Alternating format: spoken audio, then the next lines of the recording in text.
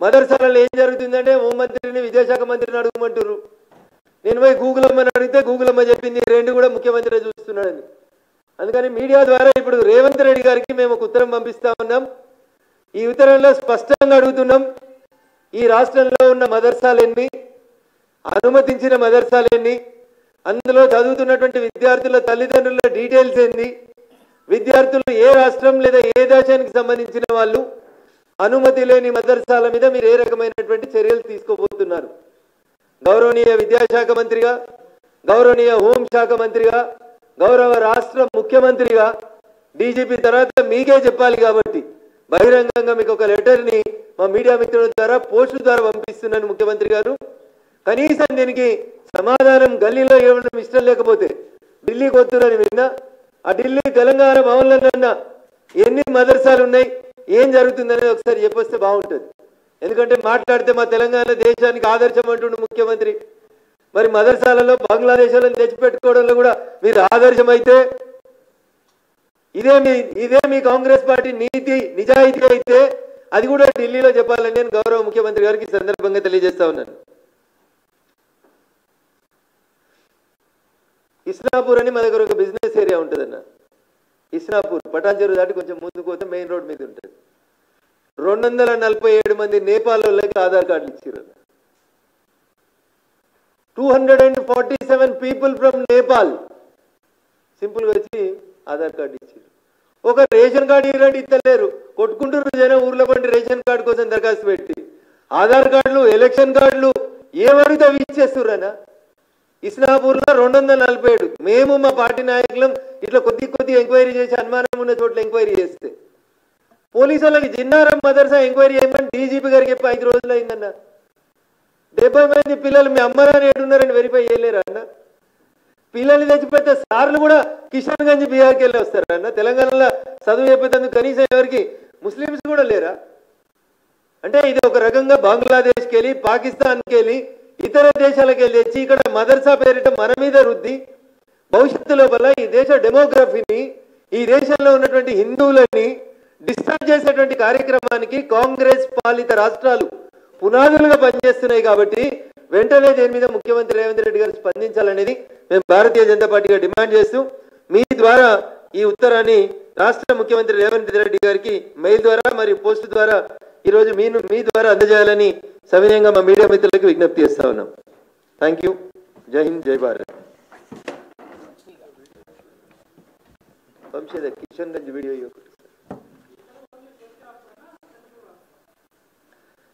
ముందు ఈ రాష్ట్రంలో జరుగుతున్నటువంటి ఈ తప్పుడు వివరాల మీద ఒక సమాచారం తీసుకోవాల్సినటువంటి బాధ్యత రాష్ట్ర ప్రభుత్వం మీద ఉంటుందన్న. ఒక వారం రోజులు గడివిచ్చిన తర్వాత ఆల్రెడీ అమిత్ షా గారు ఈ రాష్ట్ర ముఖ్యమంత్రి గారికి ఫోన్ చేసి బంగ్లాదేశీలు ఎవరున్నారు, రోహింగ్యాలు ఎవరున్నారు, ఇతర దేశస్తులు ఎవరున్నారు, వాళ్ళని ఐడెంటిఫై చేసి వాళ్ళను వెనక్కి తిరిగి పంపడానికి వారికి రాష్ట్ర ముఖ్యమంత్రి గారికి, అన్ని రాష్ట్రాల ముఖ్యమంత్రులకి ఆ మాటకు వచ్చినప్పుడు ఈ రాష్ట్రం ఆ రాష్ట్రం, ఈ పార్టీ ఆ పార్టీ అని లేకుండా అందరు ముఖ్యమంత్రులు కూడా భారత ప్రభుత్వం, భారత హోంమంత్రిత్వ శాఖ నుంచి చాలా స్పష్టంగా లేఖ వచ్చింది. మేము ఇచ్చినటువంటి ఈ లేఖ మీద ముఖ్యమంత్రి గారు ఏమైనా చర్యలు తీసుకుంటారా తీసుకోరా చూసి, ఒకవేళ వారు చర్యలు తీసుకోకపోతే మా సదాశివపేటలో ఉన్న బంగ్లాదేశాలకు సంబంధించిన ఆధార్ కార్డులు, ఇస్నాపూర్లో ఉన్న నేపాల్ దేశానికి సంబంధించినటువంటి ఇతర మతస్థులకు సంబంధించినటువంటి ఈ కార్డులు, అట్లే జిన్నారం మదర్సాలో మోర్ పర్టికులర్గా మా నిజ నిర్ధారణ కమిటీ ఆధ్వర్యంలో మా నాయకులు మేమందరం పోయి అక్కడ ఎంక్వైరీ చేసింది 70లో 65 కిషన్ గంజ్ అని చెప్తారా అన్న. ఇంత స్పష్టంగా ఉన్నటువంటి వివరాలన్నీ తర్వాత ఢిల్లీకి వెళ్ళి అమిత్ షా గారికి రాష్ట్ర ప్రభుత్వం స్పందిస్తలేదు, ఇక్కడ ఇట్లా జరుగుతూ ఉంది, ఓల్డ్ సిటీలో కూడా రోహింగ్యాల సంఖ్య రోజు రోజుకు పెరిగిపోతూ ఉంది, దయించి వీటి మీద అప్రోప్రియేట్ యాక్షన్ తీసుకోండి అనేది వంతుల వారీగా విడతల వారీగా పోవాలన్నా. ముందు డీజీపీ గారిని కలిసినాం, 1 వీక్ గ్యాప్ ఇచ్చినాం, ముఖ్యమంత్రి గారికి ఓపెన్గా లెటర్ రాస్తా ఉన్నాం, చెప్తా ఉన్నాం, 1 వీక్ గ్యాప్ ఇస్తాం, తర్వాత గౌరవ హోంమంత్రిత్వ శాఖ గారి దృష్టికి, అమిత్ షా గారి దృష్టికి తప్పకుండా తీసుకెళ్తాం. ఒక 2 నిమిషాలకి ఇది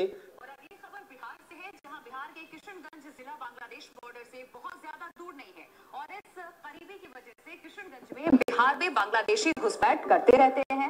किशनगंज में घुसपैठियों ने जमीन जिहाद इस वक्त चला रखा है और जमीन पर कब्जे के लिए बांग्लादेशी घुसपैठिए हिंदुओं को डराने धमकाने से लेकर उनकी हत्या तक भी कर रहे हैं। किशनगंज में घुसपैठियों के जमीन जिहाद पर देखिए हमारी एक्सक्लूसिव रिपोर्ट। बिहार का किशनगंज ये जिला बिहार में बांग्लादेशी घुसपैठियों का सेफ ठिकाना माना जाता है। यहाँ के कई इलाकों में घुसपैठियों का अड्डा है।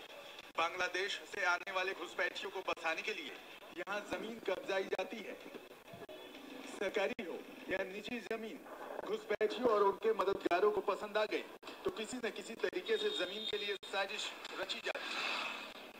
यहाँ बांग्लादेशी घुसपैठिए पहले जमीन पर कब्जा करते हैं, फिर असली मालिक को जान से मारने की धमकी देते हैं। डरा सहमा मालिक लाखों की जमीन कौड़ियों के भाव में बेचने पर मजबूर हो जाता है। I'm tagging this video to the Honorable Chief Minister of Telangana also. ఇది రఘునందన్ రావు సొంత కవిత్వంతో చేయలేదు. జిన్నారంలో జరుగుతున్నటువంటి ఎపిసోడ్లో మేము కొంచెం లోపలికి పోతే ఒక కామన్ సిటిజన్గా, ఒక పార్లమెంటేరియన్గా నేను ఎంక్వైరీ చేస్తేనే ఇన్ని నిజాలు బయటకు వస్తే, ఇంకా పోలీసు వాళ్ళు నిజంగా ఒక హింస జరిగింది, అక్కడ సంఘటన జరిగింది అని చెప్పి వాళ్ళు విచారణ చేస్తే ఇంకెన్ని విషయాలు బయటకు వస్తాయి అనేది మీడియా ద్వారా సమాజం ఎక్కడికక్కడ మీ పక్కన ఉన్నటువంటి మదర్సాల పట్ల అలర్ట్గా ఉండండి. కిషన్ గంజ్ అని చెప్తే నాకు బాధ అనిపించింది. కిషన్ గంజ్లో ఏం జరుగుతుందో చూస్తే చాలా ఇబ్బందికరంగా కనబడతా ఉంది. కాబట్టి ఈ రాష్ట్ర ప్రజల్ని చైతన్యవంతం చేసే దిశగా ఈ రకమైనటువంటి ఒక సమావేశాన్ని పెట్టి ముఖ్యమంత్రి గారి దృష్టికి వీటిని తీసుకెళ్లాలనుకోవడం జరుగుతుంది.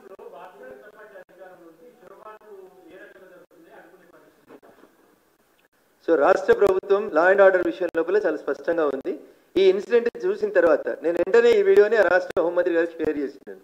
రాష్ట్ర హోంమంత్రి గారు దీని మీద విచారణకు ఆదేశించినారు. 3 కుటుంబాలు ఏవైతే అక్కడ మీడియా ముందుకు వచ్చి మా భూములు ఇట్లా రిజిస్ట్రేషన్ చేసుకున్నారు, మమ్మల్ని సంతమని ధమ్కి ఇచ్చినారని చెప్పి ఈ వార్త ఏదైతే టెలికాస్ట్ అయిందో దాని మీద కేసు నమోదు చేసి అప్రోప్రియేట్ రిపోర్ట్ని మీకు పంపిస్తానని చెప్పి అక్కడ ఉండేటువంటి బీహార్ హోంమంత్రి గారు నాకు చాలా స్పష్టంగా చెప్పడం జరిగింది.